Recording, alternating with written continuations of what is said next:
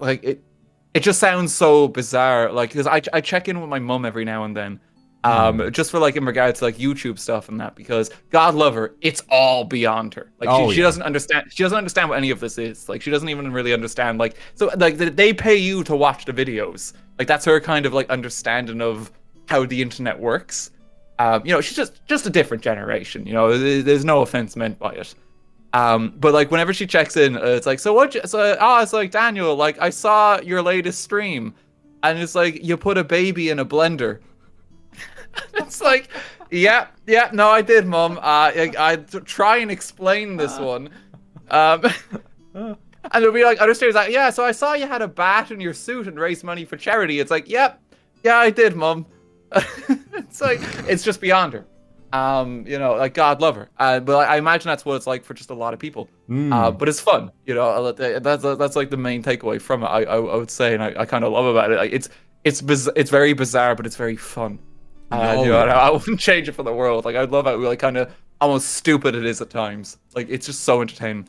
It can become like sort of almost like a double-edged sword to imagine like the humor in how different it is, but also like trying to explain to people what the hell is going on. Like they don't understand it. I have the same. It's not really the same thing. Like, you know, bless my mum. She's always like, she likes to pop in on my streams every now and again, because obviously it's like once you're out of the house and they sort of want to keep in touch with you. If you're streaming and you're online, your parents can tune in whenever they want to be like, oh, I wonder how my son is doing. And very recently for Mother's Day, I went home to visit my mum. And she sort of, and every now and again, she'll be like, we'll be finishing conversation. She says, yeah, fuck me, like you like to say on stream. And I'll be like, okay. Like she's trying to bully me for how verbose and how, how vulgar I am on stream, which is like, okay. But surprisingly, I think a lot of them get it. Like, especially my dad, when it comes to like me sort of doing ASMR and stuff, like he doesn't watch it, but he knows like kind of the angle with that sort of content, and he's like, son, I wouldn't enjoy it myself, but I see what you're doing, and as a businessman, I think you're doing very, very well. And like that's kind of all I get from my dad, who is like, he's a very, very old man, and he's sort of, and he, you know, he's been in the business sector for a long, long time, and so it's really interesting to sort of have like, especially with parents, it's so interesting like how when you first start in this whole thing, like you would have experienced this as well, they see it as like random little hobby. And then instant that money comes in, they're like, oh, I see. Oh, well, carry on then. You know, you go on. Yeah, like, I mean, I saw, just for me, because when it took off for me, like, I was in Japan. And I was just very far away from, like, my family. Like, I was living there, like, I think it was, like, 10 months of the year, basically. And it was specifically, I remember when I came back, and I had that talk with my parents where it's like, guys, like, I think this is a full-time job now. And like, I showed them like the numbers and stuff like that. And they were like, holy shit, like what happened over there? And it was like very surreal for them, even as parents, because like, I've been doing it 7 years at that point, you know, and it was very much, it always was a hobby. But then like, I come back from Japan, it's like, oh my God, like he's doing this like full-time serious.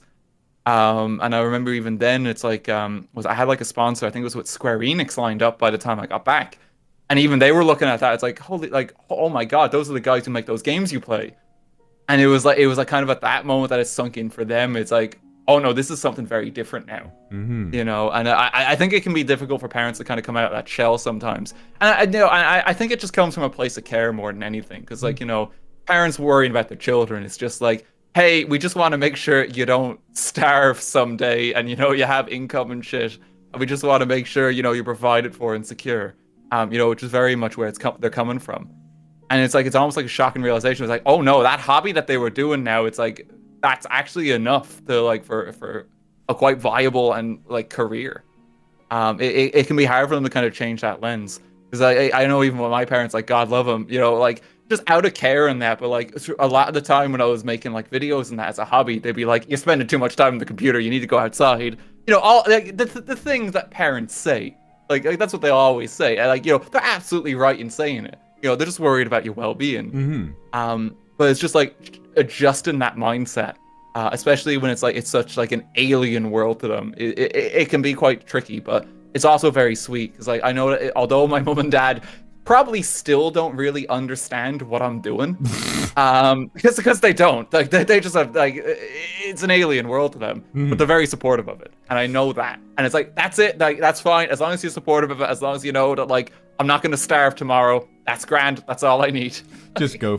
I definitely appreciate that. Like, you know, when you sort of tell your parents like Mom, Dad, I'm going to make a living out of playing video games online, and they'll be like, all right, son, all right, let's get you to bed, all right. But then suddenly when things do start to take off, like they really will, like what they care about is not what you're doing. What they care about is whether or not it's going to be good for you as a person. Yes. And I mean, and it's their right as a parent to just worry about you in that way. Like they just want you happy and secure, you know?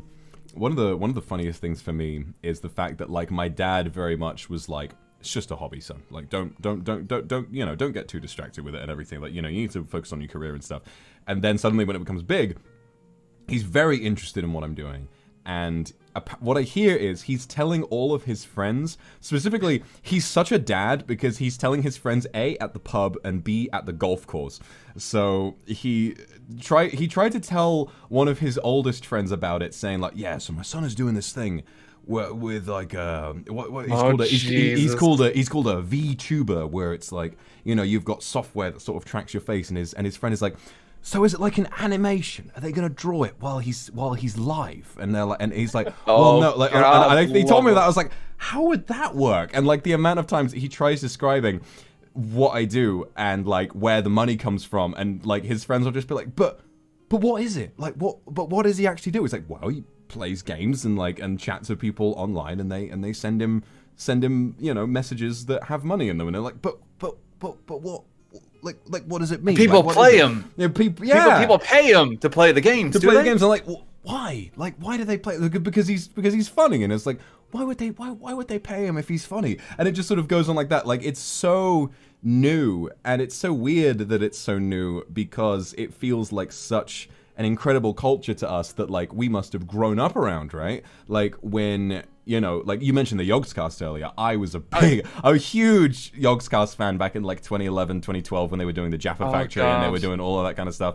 I used to keep up with every single video they did, and that was our culture. You know, that was us sort of, you know, where our parents would have grown up with different entertainment. We grew up with that, and that felt so normal to us. And so when we have to when this, you know, then we have to appreciate how brand new it is, and how, you know, those who came before us are like, what the hell is going on with any of what you're doing? But that's what we grew up with.